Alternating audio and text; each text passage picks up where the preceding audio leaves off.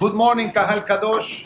Beruchim Abaim to everybody. Today, Thursday, the 25th day of Shabbat, corresponding to the 27th day of January. Special breakfast today, graciously sponsored by Albert Salem, Doris Salem, Karen Barda, Tanya Lawaya, Le'ilu Nishmat, their beloved mother, Miriam Bat Mazal. Additionally, today's breakfast, graciously sponsored by the Falak family, Le'ilu Nishmat, their beloved sister, Mrs. Sara Shalom, Sara Bat Mazal, Aliyah Shalom. Additionally, today's class, graciously sponsored by Mariel and Harry Towell, Le'ilu Nishmat, his beloved grandfather, Mr. Aharon Ben Miriam, Mr. Harry S. Towell, Alav Shalom, as well as by Mark Kreisman and family, Le'ilu Nishmat, his beloved father, Eliezer Ben Beracha Esther. Additionally, today's class, graciously sponsored by Mr. Maurice Shriki, Le'ilu Nishmat, his beloved father-in-law, Mr. Jack Jamal Yaakov Ben Matuk, one of the founders and pillars of Magen David Yeshiva in Brooklyn. Iratzon, that those that we are memorizing today, through their learning, should have an aliyat neshama in Gan Eden. Amen. So we left yesterday the concept of the three key words that the Musar of yesterday brought. We discussed at the end the difference between Pesha and Shefa. Pesha, we explained, when a person commits a transgression willingly in purpose, and the mission is to reverse that action into Shefa. What's the meaning of the word Shefa? We explained Shefa means abundance. Basically, I need to go from a negative aspect through a positive aspect. Additionally, we discussed one of the three words of this magic word called Shefa. One is called Shabbat, the other one is called Pizar, the other one is called Anava. Pizar we discussed yesterday, and that was the only one that we learned yesterday at the end of the class, the concept of a person giving charity.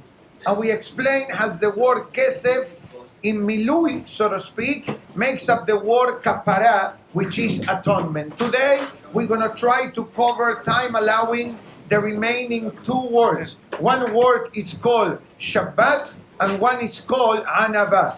Shabbat really does not need an introduction. We all learned already that Shabbat is the bonding, is the umbilical cord that connects with the Kadosh Baruch Hu.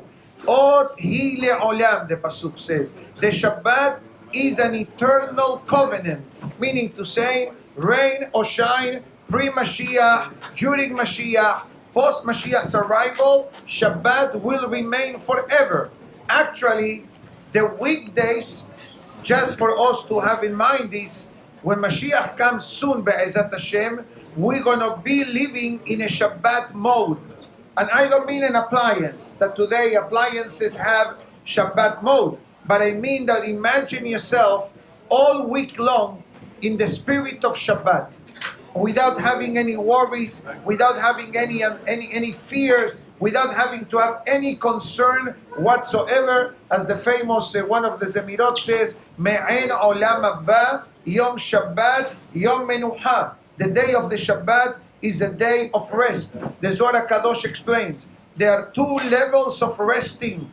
One is the physical one that we have, Baruch Hashem, every Shabbat. We finish working Friday earlier, we get ready for Shabbat, we celebrate the Shabbat, but the Zohar Kadosh explains that the Menuha, the rest of the Shabbat, is also connected to Bedin Shel Ma'ala, to the heavenly judicial court.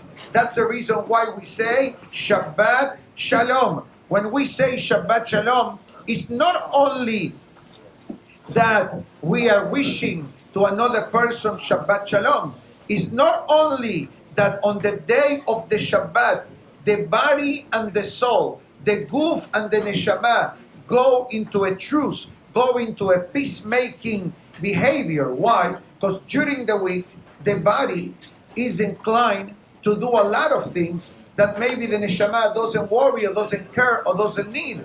And the neshama feels a certain level of negligence. But on Shabbat, even the physical actions of the body, which includes sleeping, getting dressed, as we learn inside the halakha, taking a shower, how physical these actions are, nevertheless, the neshama is very happy. Why? I didn't mean to scream, but suddenly the Wi-Fi got reactivated. Now you understand the bonding. Rabbi, if you please join us in the class, if you don't mind. I'm not going to turn the camera to you unless you give me permission.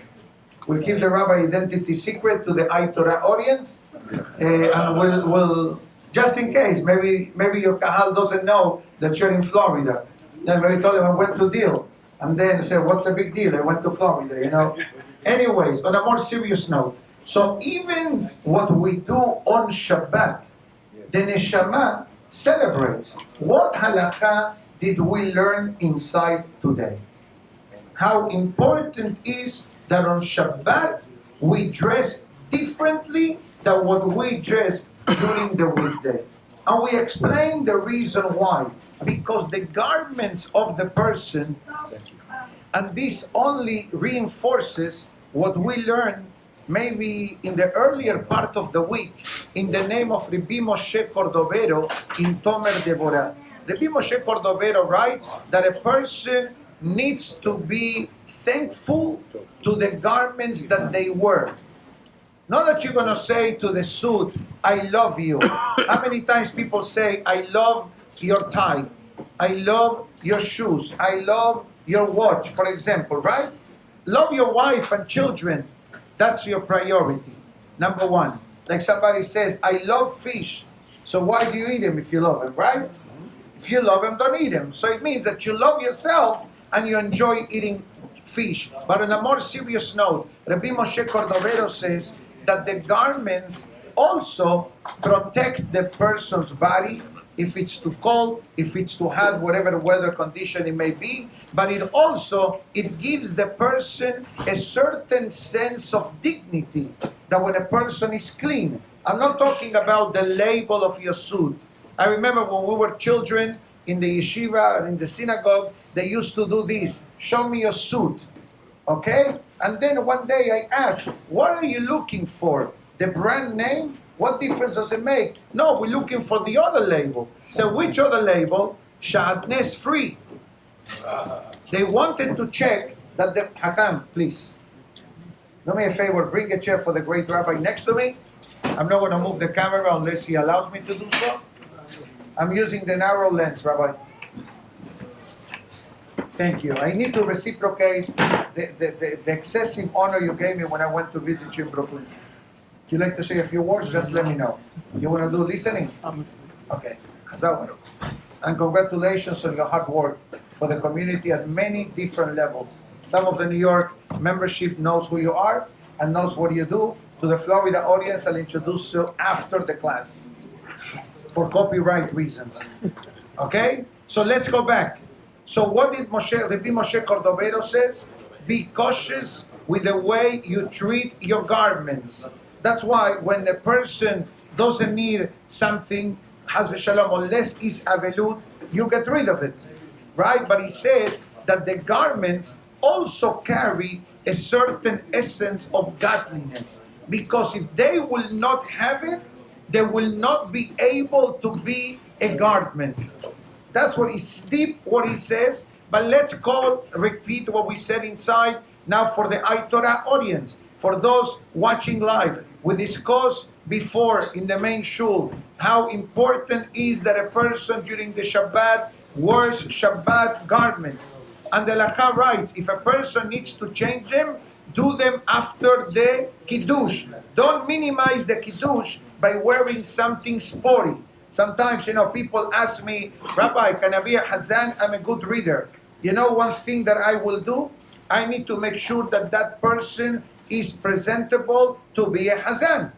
Why? Because there is something called Kavod HaSibur. There is something that we need to be careful and thoughtful of the respect to the Sibur. Hamavdil, the same level of holiness happens to apply when it comes to the day of Shabbat. The Gemara mentions a few highlights of what the person needs to do different on Shabbat versus what the person does during the weekday. You know this answer. Number one, what do you eat different on Shabbat? Number two, how do you dress in honor of Shabbat? Number three, the topics of conversation.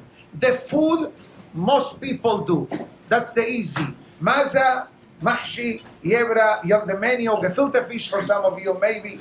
But bottom line, I'm sure that every Jewish home that observes the Shabbat and celebrates the Shabbat, honors the Shabbat through the concept of food. That's fine. Garments is also very practical to do. Just think, oh, I was wearing this during Friday day, now I'm going to go home, take a shower, some of us go to the mikveh, and dress in honor of Shabbat. That's easy also. But then it comes dibur. Dibur is more challenging.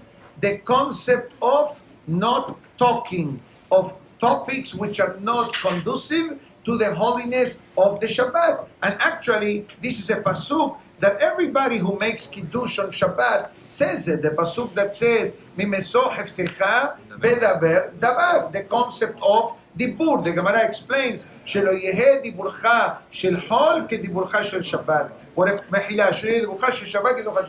It should not be the topic that you talk on Shabbat like the topic that you talk on weekdays. All these, Rabotai, and I'm sorry if suddenly you hear it jumping in the voice, it's not me screaming. It's the Wi-Fi capturing the reception, and sometimes it's more in a low mode or in a high mode. But, you see, it just happened. It just happened. I could just ask for Mashiach to come. Ait ratzon. Anyways, so all this that we're talking about today is one of the powerful points that we have in the concept of the Shobabim. Remember, we have been learning about this topic these 6 weeks of the year, and this week we have 2 extra weeks. This Sunday afternoon, Be'ezat Hashem, we're going to do once again the tikkun of the Shobabim. I know that in Brooklyn and in Deal, they already did it. We're going to do it, Be'ezat Hashem, this coming Sunday afternoon, 3:30 in the Kolel, in the second floor Midrash. We're going to have a special prayer, a special tikkunim from the Ben Ish Hai and the Rashash. And this is something that the world, Baruch Hashem, today, there is a tremendous amount of awareness on this topic. And we take advantage of this week to reinforce 2 particular areas of our life. Number one, our personal holiness as men, and also the topic of Taharat HaMishpacha. For this reason, in the synagogues throughout the world, today the topic of Shobabim is not a foreign topic. Today, Baruch Hashem is being learned, etc. So one of the areas that a person makes the effort to enhance in the period of the Shobabim, and let's clarify, the idea is not only to dress nicely Chobot Shabbat in these 6 or 8 weeks. The idea is that we take this opportunity that we have to from now on understand Shabbat is not Saturday. Shabbat is not Friday night dinner. Friday night or Friday day is good for thank God it's Friday. There is a store, right? I don't know the store, but I heard somebody told me. Okay, I'm not sure if it's kosher. I don't think it's kosher. So Haz v'Shalom. But no, Friday night dinner is Shabbat dinner. And Shabbat day is not Saturday lunch. It's Shabbat lunch. And even though you say, what's the difference, Rabbi? Shabbat is Saturday. It is true. But the Zohar Kadosh writes and it says that when a person mentions the word Shabbat, you are honoring Hashem's name. Shalom is another name of HaKadosh Baruch Hu. So therefore the Musar says, reinforce in Shabbat observance. If you observe the Shabbat, try to be also the one that welcomes the Shabbat, and not that the Shabbat welcomes the person. This is something that we cannot reinforce enough, that how important is that a person gets home, especially during the winter months, that a person gets home early, get ready for Shabbat early, and it's imperative that we are the ones that welcome the Shabbat. And when I mean that we are the ones that welcome the Shabbat, it means come to the synagogue on a timely manner. Especially, sometimes you see people come late to the synagogue and they are doing mincha of Friday while the kahal is saying Kabbalat Shabbat. You know what that causes? A spiritual short circuit. Why? Because the whole kahal is in Shabbat mode. And suddenly this person is, I don't want to say invading, but is sending a message about the weekday. So what should a person do in the event that a person arrived late onto the synagogue on a Friday afternoon, Erev Shabbat? Do mincha outside. Although we usually encourage people to pray inside of the synagogue, this Shabbat, in honor of Shabbat, pray outside of the synagogue. I need to interrupt this. Stay here. Do me a favor. Talk to him. See what he needs for the bar mitzvah. Maybe you can help him from the technological department. El padre dígale que estoy dando una clase. Cuando yo acabo, entro. Thank you so much. They were waiting for me to start the prayers for the bar mitzvah. Very nice. Very honoring. But this is, as you know, this is my date. I'm on a date now with you. Relax. Just in case my wife is listening. Okay? In the learning program, I'm saying. Afterwards, I'll join them Be'ezat Hashem in a few minutes. Now, the next one is not going to be very easy to apply, but I'll save it Beli Nether tomorrow because talks about the topic of humility, anava. Remember Moshe Rabbeinu? Ve'aish Moshe anav me'od. Ramban Nachmanides. Train yourself to speak pleasantly. Ubazeh ya'aleh alibcha middat ha'anava. So we know that humility is very powerful and very lofty, but we'll save that Beli Nether for tomorrow, time allowing. Today's Gemara from Masechet Menachot is a beautiful topic, but do not worry, we are not going to be scanning anyone's body to check if you are wearing Tsitsit Katan. I'm not checking today. I see you have it. Don't worry. Not that I have a X-ray vision. I just see it under your shirt. Hazaku Baruch. But we know the Gemara writes the importance and the zechut of a person wearing Tsitsit. Let's clarify, there is a concept of Tsitsit Katan and there is a concept of Talet Gadol.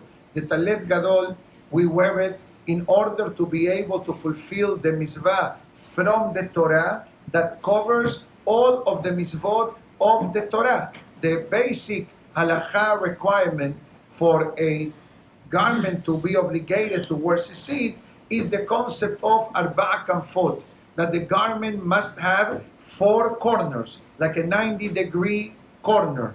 If it's like an L shape and your garment has 4 of them, depends on the size of the garment, if that garment requires to have a Tsitsit built into the garment, the way it used to be many generations back. That is the reason why in the Hasidic world that they wear the kapota, right, or the bekicher, you'll notice 2 different styles. One of them that is stitched all the way to the bottom. So they only have 2 garments, 2 corners, one to the left, one to the right. But there is another style that it has 3 corners in an angle, and the 4th one is rounded, like a semicircle. There was a rabbi visiting us from Israel. I don't want to tell him to come because he came for the bar mitzvah, but if you look at his garment, I think that the one he's wearing, it has 3 corners and 1 semicircle. Why do you do that? Because if that semicircle will be a rectangular corner, that jacket will require to have Tsitsit built in. You see, this suit is semicircle. But I don't have neither the opening in the back that requires a Tsitsit. Now, the Torah says very clearly in the Shema, this is something that we say every day of our life, several times a day. Uritem oto, uzchartem et kol mizvot Hashem, ba'asitem otam. In this particular pasuk, the person must be meticulous in the reading. The pasuk writes, ve'aya lachem, lesisit. That's beautiful. And usually we have the tradition, you say the word sisit, you kiss the sisit. But then you have the next two words, uritem oto. You need to be careful, and the Siddur shows a space between these two words, because if, God forbid, we say uritem oto, that means something very unpleasant. Uritem oto means, God forbid, you'll see his death. Has v'shalom. That's why you need to say uritem oto. Because if you say uritem oto, it means moto. God forbid. God forbid. Another meaning, motorcycle. It means death. Because the word moto, has v'shalom, means his death. Now, whose death are you talking about? The Tsitsit. Another one in the Shema, since we're already saying it, ul'obdo b'chol levavchem. The Lacha writes, pronounce the ayin. Because if you say ul'obdo, obdo means to get lost. Ul'obdo means to serve him. So the pasuk says, uzchartem, you will look at the Tsitsit, and you will remember all of the mitzvot of the Torah, ba'asitem otam. So it means that the mitzvah of the Tsitsit in a way represents all of the 613 mitzvot of the Torah.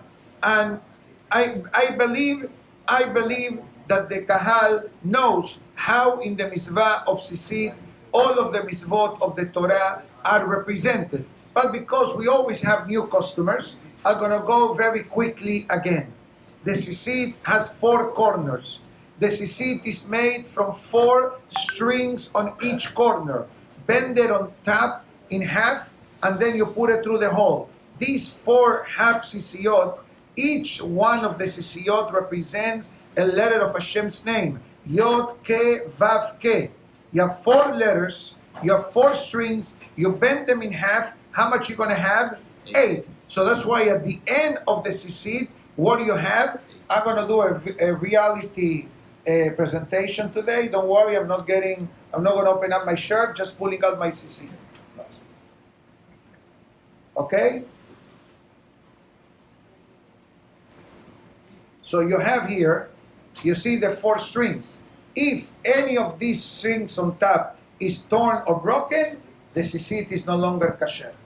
Now, so you have 4. Now we have 4 whole, which means 8 at the end. So how many sets of knots do we have? So we have 1, 2, 3, 4, 5 sets of knots, double knots. So the double knots times 5 represents 10, the 10 commandments of the Torah. The 5 set of knots, 1, 2, 3, 4, 5, represents the 5 books of the Torah, Hamisha Humshe Torah. Then you have the word Tsitsit by itself is 600, plus the 5 knots, plus the 8 strings, you have 613. That's how you get to the concept of the mitzvah of Tsitsit represents all of the mitzvot of the Torah. The Ish Masliach brings additional benefits that a person fulfills when they're wearing Tsitsit Katan, especially because Tsitsit Gadol, how long does it stay in our body? During the time of the Salah. You do Shaharit, 45 minutes to an hour, Hazal Baruch. But the Tsitsit Katan goes in our body all day long. Rabbi Yosef writes, and this also brought down by the Ben Ish Hai and others, that sleeping with the Tsitsit Katan, it adds Irat Shamayim and spiritual protection to the person, especially for the topic of the Shobabim. Although Tsitsit is a mitzvah that is applied during the daytime from the Torah, as the pasuk says, Uritem oto, the moment that a person can see it is during the day, but nevertheless, for Irat Shamayim purposes, to sleep with kippah and the Tsitsit never hurt anyone. The opposite, the Ben Ish Hai, goes even a step further when it comes to fulfill a specific private mitzvah with the Tsitsit Katan, but due to the young audience today, we'll save it for some other time. But not only that,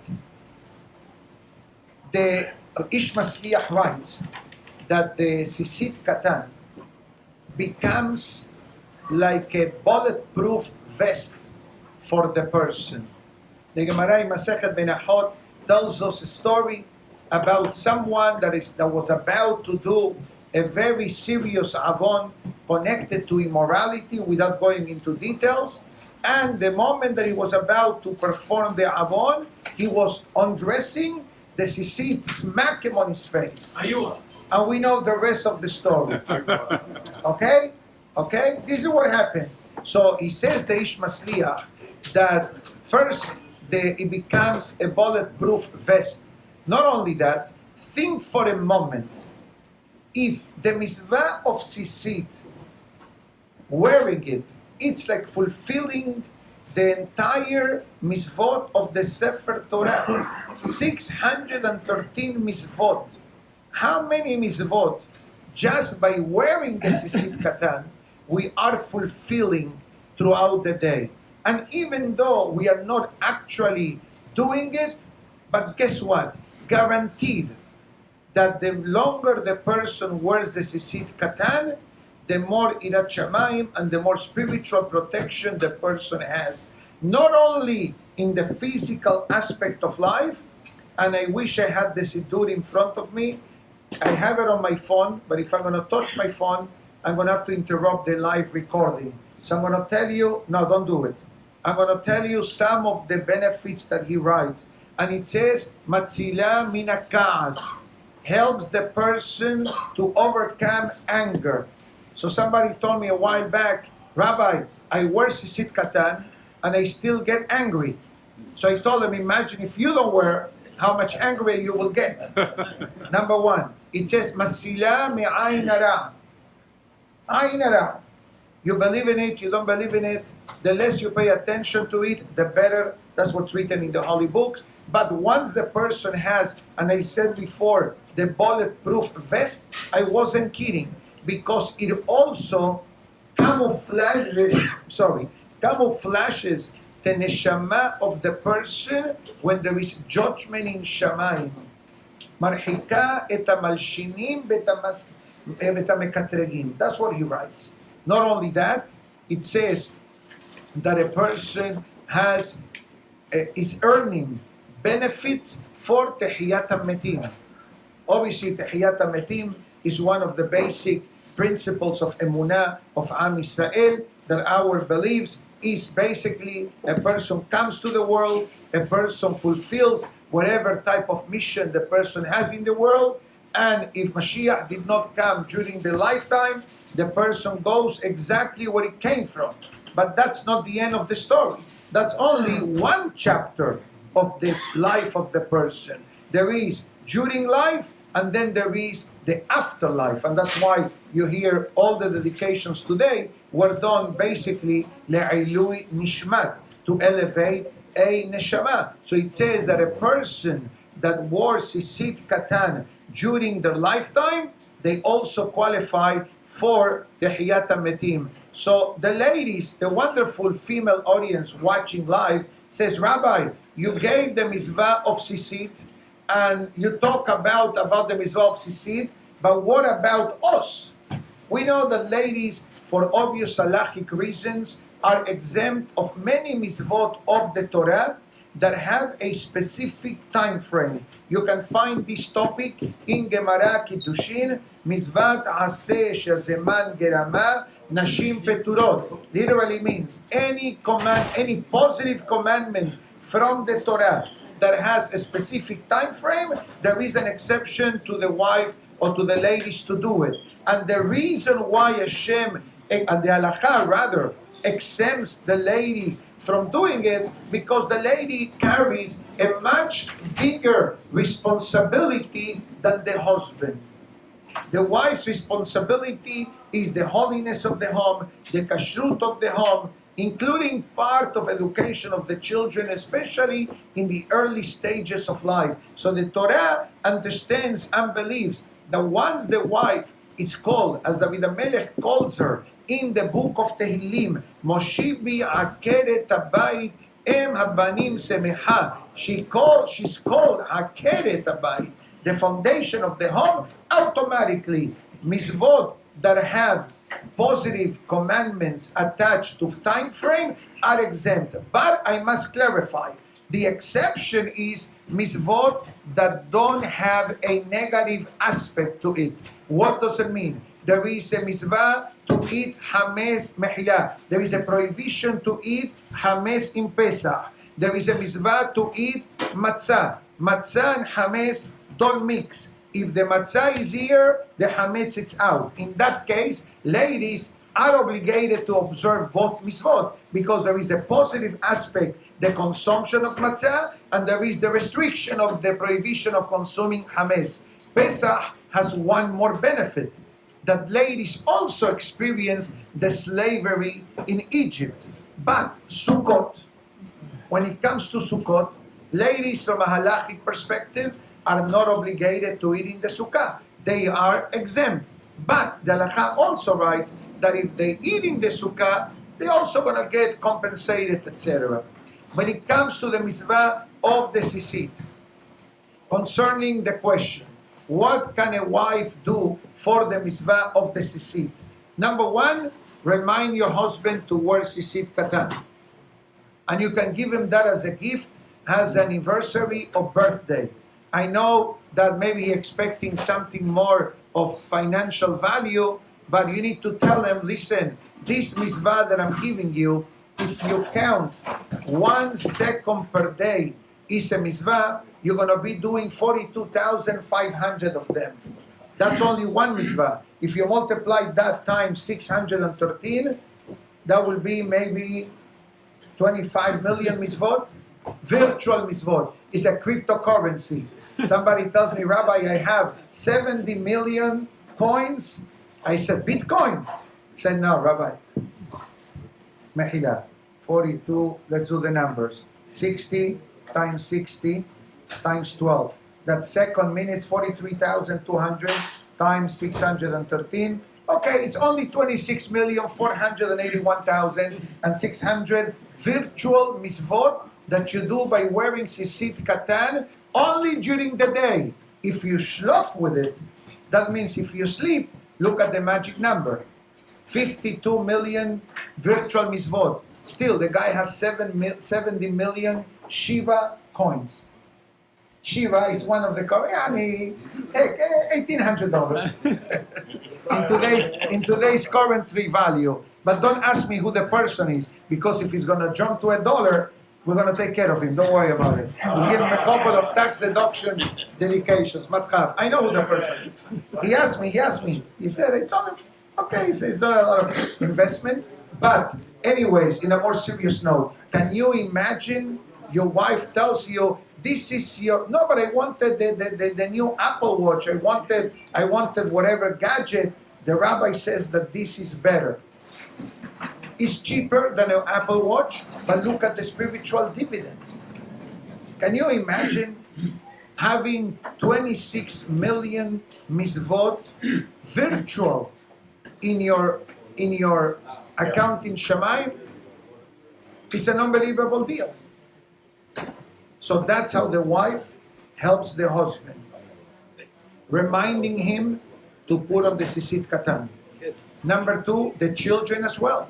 Once the child turns 3 years old, right, and that's usually start to, is already toilet trained, and you give him the haircut according to those who have the tradition, and you put in the kippah, and you train in berachot. What do you usually do when you do a haircut? You see the child is wearing Tsitsit katan. Go to the kitab, go to Sha'arei Torah, go to Haim, go to the wonderful schools up north. What do you see? The child is already 3 years old. What they tell you, make sure to send your child with kippah and Tsitsit. Even though the child may not understand nothing of the lofty topics that we're discussing today, but according to our understanding, it increases and brings Irat Shamayim to the person and to the child.